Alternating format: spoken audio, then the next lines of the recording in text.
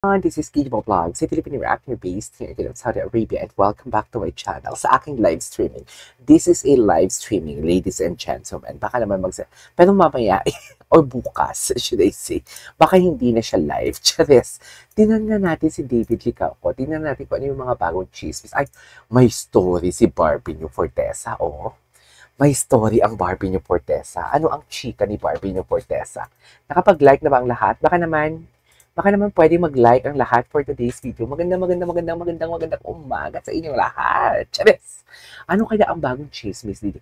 Ay, hello! Very Taylor Swift siya for today's video. Wait lang, 18 minutes ago, wala pang may nag-like? Isa pa lang.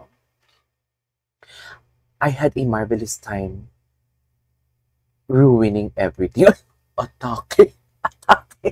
Ano naman to, Barbie? Sino naman ang i-ruin mo for today's video? Atake si Barbie, bakit mang-ruin ng life? Ganun ba yun? Barbie, hindi ikaw ganyan for today's video ha, sinasabi ko sa inyo. Ano na, walang may nagtatype, walang may nag-good morning man lang dyan, kundi puro kayo chismis. Ganun ba yun? Makikichismis lang talaga kayo dito for today's video at may plema pa talaga ako ha, sa totoo lang. Ayan, wait lang. Oh my God, sino ang... Ano na naman to, Barbie? Yung mga caption talaga ni Barbie, nakaka-orkot talaga sa totoo lang. Ay, hello. Ladies and gentlemen, tinalo niya dito si Miss Emma Tiglao. Aminin niyo yan. Charis.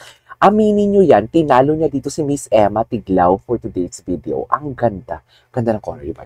Actually, sa sobrang puti niya kasi, sa sobrang, how do I say this? Sa sobrang puti niya, sa sobrang, ang skin niya, glass skin, ang kinis ng skin niya and everything. Kahit anong damit na lang, no? Kahit akala ko nga pula lang yung babagay sa kanya or pink eh, kasi usually yun talaga yung sinusuot niya, pero hindi. Maraming babagay sa suot ni Barbie New Fortesa at Barbie, sulitin mo na yan at malapit ka nang umuwi for today's video. Malapit na siyang umuwi, di ba? Anyways, ano nang chika dito? Ay, good morning. Si Maria Ofenia Ocampo sa Esperanza. Magandang umaga po, Madam KJ. Magandang umaga. Wala kayong ano dyan sa Pilipinas ngayon, no? Something like, long weekend kayo, di ba? Tama ba? Long weekend? Anyways. Ay, atake. Si Taylor Swift yan. Si Taylor Swift talaga yan. Ito si Barbie. Ayan. Ayan si Taylor Swift talaga yan. Sure na sure ako. Si Taylor Swift. Ay, si Barbie pa din pala talaga. Atake, wait lang. Totoo ba to o AI? Pero feeling ko, hindi naman mapopost si Barbie ng AI, di ba? Hindi naman siguro mapopost si Barbie ng AI. Atake. Ay, hello. Sino ka dyan? Sino ka dyan, Mare? Yan ang sinasabi ko. Yung mga mata talaga ni Barbie palagi, may ibig sabihin talaga eh. Parang alam mo yung, you know what I mean? Parang yung mata niya may gustong sabihin, tapos bagsak yung mukha niya. So basically, kung bagsak yung mukha mo, parang alam mo yung may dinadamdam ka. I don't know ha. For me lang ha, ito lang yung observation ko. Hindi ko alam kung anong observation ko. Or maybe because ang pinopost nila lang talaga na atake dito is, huwag kang mangamba, akin ka lang. Totoo ba yun? Huwag kang mangamba, akin ka lang for today's video. Very Taylor Swift siya. Favorite siya talaga si Taylor Swift. Ay, very Elsa ka dito, Barbie. Sino ka dyan? Very Elsa ka dyan. Ang dami, anong ginawa niya dito? Barbara Fortesa at si Tony Aviles pala. Ay, so totoo talaga. Hindi siya AI, mga mami. Hindi siya AI. No? Atake. Anyways. Oh. Baka magda-dance sport yan for today's video. Wait lang. What is best in dance sport for today's video? Yan yung sinasabi ko na magda-dance sport siya dito. Oh. Ganda. Oh. Ito si Taylor Swift talaga to. Sure ko. Ang mga matang may ibig sabihin for today's video. Ano kaya? Ba't parang may ibig sabihin ang mga mata ni Barbie New Fortesa dito? Lahat ng mga posts niya, or baka baka inaano niya lang talaga, ginagaya niya lang talaga si, what do you call this? Ginagaya niya lang talaga si Marimong Taylor Swift. Kaya ganun yung atake niya. Oh. Ay, hello. So basically, kay Miss Tony to ginawa, Chicago, Illinois eh. Saan niya kaya to ginawa? Bago siya umalis, ay tingnan natin to. Ay, hello. This life is sweeter than fiction. Okay, tingnan natin yung mga nag-like. Ay, na-like na niya, oh. Na-like na ni Mari mo, ni Mari mo, ni Mari ko, ni Mari nating lahat for today's video. Atake. Magandang umaga. Good morning, Maria Therese. Good morning din sa iyo, darling. Good morning, Sir KJ. Good morning. Good morning, good morning. Chika-chika muna tayo dito for today's video. Magsa-stock muna tayo dito. Stock tayo dito ng mga kung ano. Alam mo ba, ginalaw niya ng baso sa Chicago. Actually, hindi ko naman dapat imamind itong chismosa natin na nagtatrabaho itong chismosa na kabarda natics natin na I don't know kung nagtatrabaho ba siya or OJT siya inside of inside of what do you call this of GMA network. Kasi yun yung naalala ko eh. Ang sabi niya talaga, eto po sir, wala po siyang masyadong alam pagdating sa wine.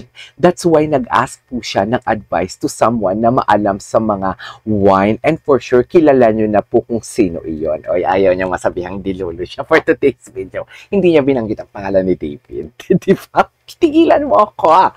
Chares. Tapos sabi niya, sure kilala niyo po kung sino yon.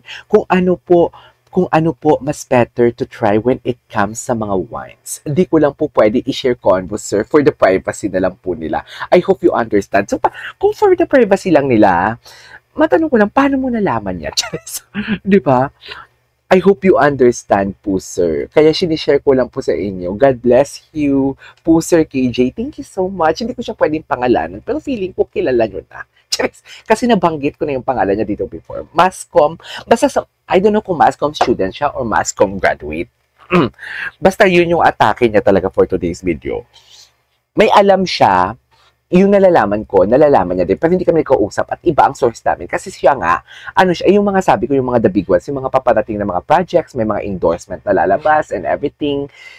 Sa GMA siya nag-work. I don't know kung nag-work siya sa GMA or OJT siya. Hindi lang ako sure. Wait lang, relihiyosa po. Good morning, nakaabot din sa lab na parda. Good morning. Oo nga, parang first time mo talaga. Wait lang, 21 viewers kayo dyan. Pero ngayon lang kayo ngayon lang hindi kayo nagla-like. Pa-like naman ako for today's video. Ganda ni Barbie. Okay, tingnan natin si David. May story si Barbie eh. Ano story ni Barbie? Ay, hello. Hello. Ganda talaga ni Barbie. Naka-red na naman siya. May shade of red na naman. Alam mo, foodie. Alam mo kung yung naalala ko dito.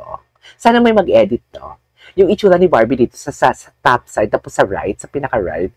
Yung kumakain si David ng burger. Yung last time na ginagawa natin ito ng reaction video.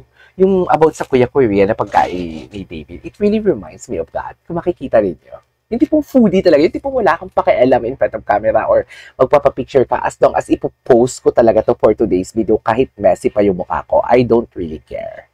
You know what I mean? Diba? Ganda ni Barbie. Oh my God, ano to? Stages of Crumble. Wait. Uy, mag-like naman kayo, 21 viewers. Ayan. Hello, shoutout sa lahat ng mga kabarda fans. Mamaya tayo sa TikTok kasi mas maraming chismis talaga sa TikTok for today's video. Siyempre, hindi muna tayo nagtatanong-tanong. Nakabakasyon ang source natin kaya wala masyado tayong ayuda. Nakabakasyon! Hindi ko madistorbo. Hindi ko madistorbo ang ating mga kaibigan sa show business for today's video kasi bakasyon nga sa Pilipinas, mga malandi din kayo ng taon eh, sa totoo lang. Anyways, ano pa yung mga story niya? Mga latest story niya to eh. Ay, hello? Hello? Saan to? Nagpapaspa. Ganito pala pag walang contact. Kawawa naman si Barbie. Sa sobrang busy niya, parang nakalimutan niya na yung feeling na ganito pala ang walang call time for today's video. Ganito pala yung tipong, alam mo, yung chill lang. Ganito. Di ba minsan nakakalimot tayo din? Actually, bago ako naligo kanina, bago ako nagising, or bago ako nag-prepare ng self ko para gumawa ng content or mag-reaction video, sabi ko talaga sa self ko, deserve ko naman siguro magpahinga kahit one day, di ba? Ganito pa lang, ibig sabihin nun. Pero sabi ko, hindi pwede. Kasi nagpahinga na ako ng last Friday, if I'm not mistaken, or 2 Fridays ago. Tama ba yun? Last week, nagpahinga na ako eh. So parang, hindi na pwede. Work na tayo. Sabi ko talaga. Anyways,